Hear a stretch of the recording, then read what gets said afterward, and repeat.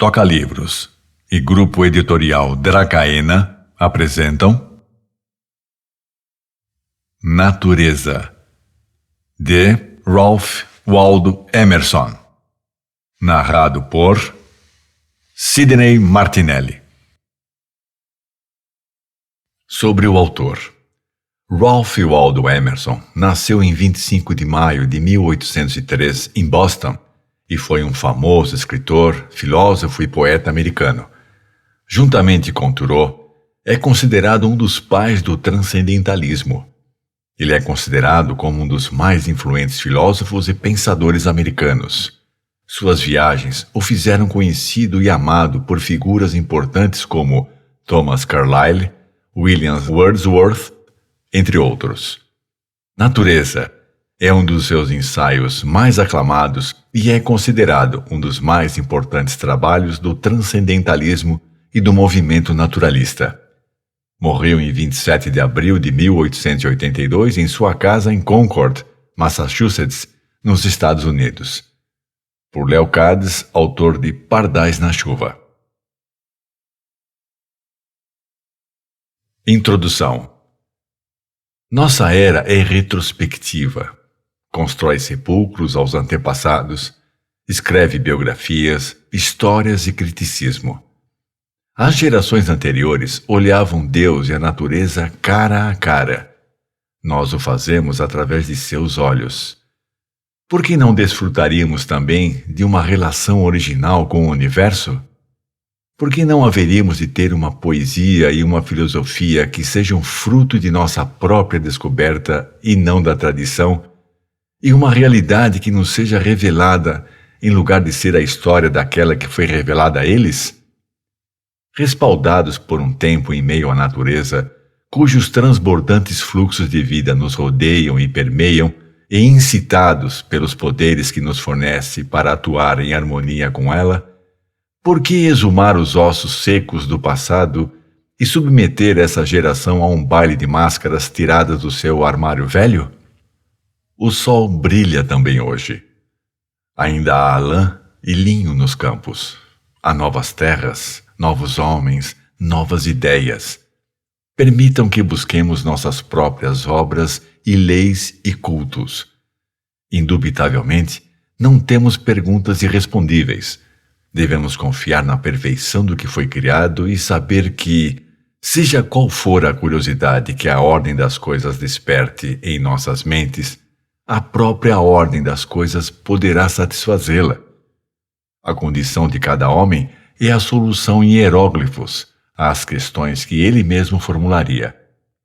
Ele a desempenha enquanto vida antes de aprendê-la como verdade. Da mesma maneira, em suas formas e inclinações, a natureza já está delineando seus próprios desígnios. Permita-nos interrogar essa grande aparição que tão placidamente resplandece ao nosso redor. Indaguemos: com que fim existe a natureza? Toda ciência tem um propósito: encontrar uma teoria da natureza. Nós temos teorias acerca das raças e das funções, mas apenas uma remota ideia do que é a criação. Estamos agora tão longe do caminho da verdade que os teólogos das diversas religiões disputam e odeiam uns aos outros, e os pensadores são considerados mórbidos e frívolos. Porém, para um discernimento sólido, a mais abstrata das verdades é a mais prática. Quando quer que surja uma teoria autêntica, ela será sua própria evidência, e o que a ponha à prova é o que a explicará todos os fenômenos. Atualmente, considera-se que muitos deles sejam não somente inexplicados, senão inexplicáveis, tal como a linguagem, o sono, a loucura, os sonhos, os animais, o sexo. Filosoficamente considerado, o universo é composto pela natureza e pela alma.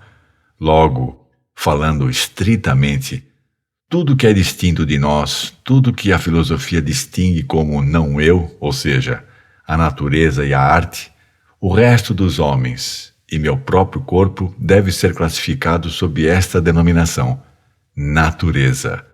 Ao enumerar os valores da natureza e obter sua somatória, utilizarei a palavra em ambos os sentidos, em seu teor coloquial e filosófico. Em indagações tão gerais como a que nos ocupa, a inexatidão não é substancial. Não haverá confusão de ideias. Natureza, no sentido comum, refere-se às essências não modificadas pelo homem: o espaço, o ar, o rio, a folha. Arte se aplica à mescla da vontade do homem com essas mesmas coisas, como se dá em uma casa, um canal, uma estátua, um quadro. Porém, tomadas em conjunto, as operações do homem são tão insignificantes: mera escavação, cozimento, arrumação, lavagem, que, comparadas com a impressão grandiosa que o mundo deixa na mente humana, em nada alteram o produto. Capítulo 1. Natureza. Para estar em solidão, um homem necessita apartar-se tanto da sociedade como de seu próprio quarto. Eu não estou só quando leio e escrevo, ainda que ninguém esteja comigo. Se o homem há de estar só, que olhe as estrelas. Os raios que vêm desses mundos celestiais se interporão entre ele e o que o toca. Diria-se que a atmosfera teria sido feita transparente com essa intenção: brindar ao homem, nos corpos celestes, com a presença perpétua do sublime. Vistos os astros, desde as ruas da cidade, quanto é sua grandeza! Se as estrelas aparecessem apenas uma noite em 1000 anos, como creriam nelas os homens e as adorariam, e preservariam por muitas gerações a lembrança da cidade de Deus que lhes foi mostrada. Sem embargo, esses emissários da beleza chegam noite após noite e alumbram o universo com seu sorriso admonitório. Os astros despertam certa reverência, pois ainda que sempre estejam presentes, são inacessíveis. Mas todos os objetos naturais exercem análoga impressão quando a mente está aberta a seu influxo. A natureza nunca mostra uma aparência vulgar. Nem o mais sábio dos homens pode lhe arrancar seu segredo, nem é capaz de acalmar sua curiosidade, descobrindo toda sua perfeição. Para os espíritos sábios, a natureza jamais foi um brinquedo.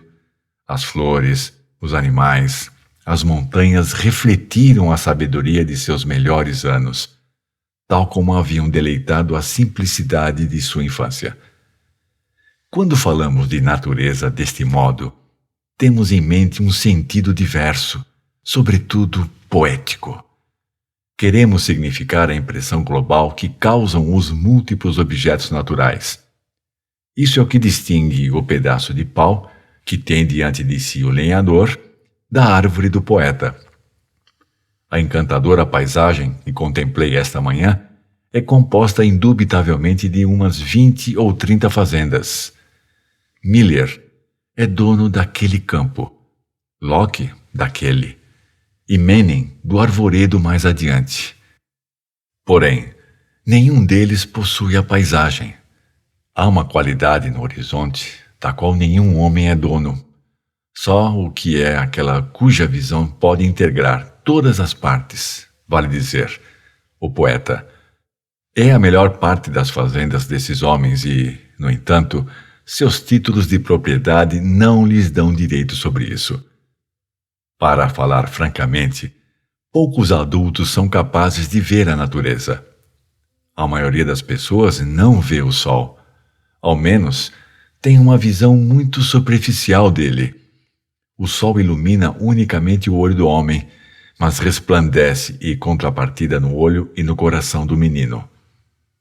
O amante da natureza é aquele cujos sentidos interiores e exteriores ainda seguem amoldados verdadeiramente um ao outro, aquele que conservou em sua maturidade o espírito da infância. Seu relacionamento com o céu e com a terra se torna parte de seu sustento diário.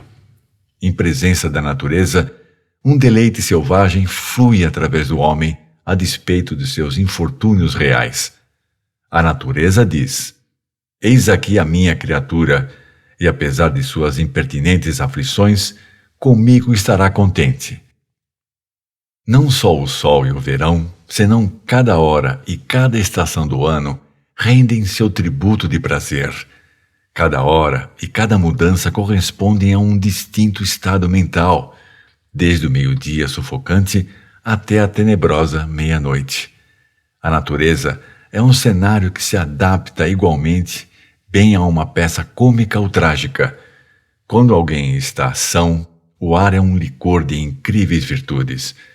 Cruzando sobre a neve fresca, um campo despovoado sob um céu nublado e crepuscular, e sem que me venha à mente nenhum argúrio particularmente bom, senti uma satisfação perfeita. Estou contente à beira do temor. Na mata, um homem também se desprende de seus anos, como uma serpente de sua pele, e em qualquer etapa de sua vida é sempre um menino. Na mata está a perpétua juventude.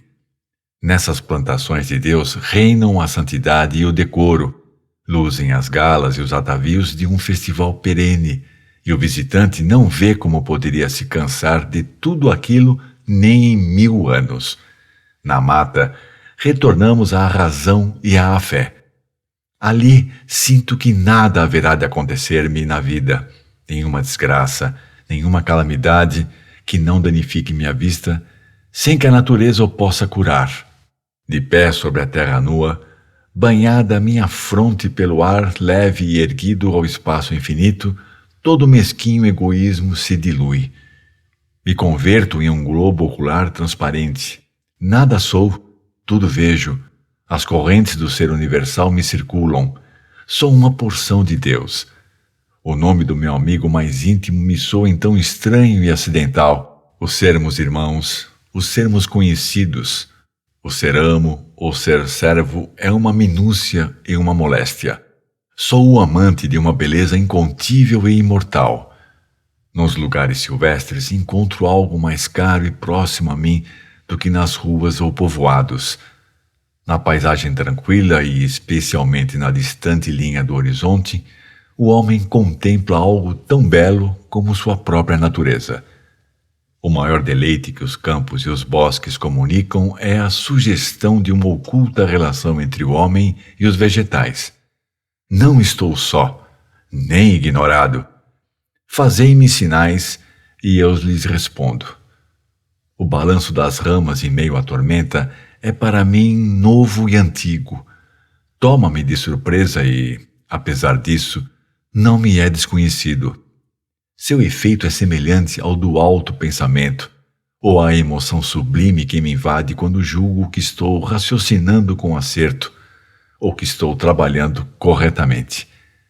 Mas o poder de produzir esse encanto não reside na natureza, sem dúvida, senão no homem ou na harmonia de ambos. É preciso fazer uso desses prazeres com grande moderação, pois a natureza nem sempre se disfarça com roupa de festa. E a mesma cena que ontem perfumava e reluzia como para que dançassem as ninfas, hoje está coberta de melancolia. A natureza tem sempre... Esperamos que você tenha gostado desta prévia. Para continuar ouvindo este audiolivro no Google Play Livros, use o link na descrição do vídeo.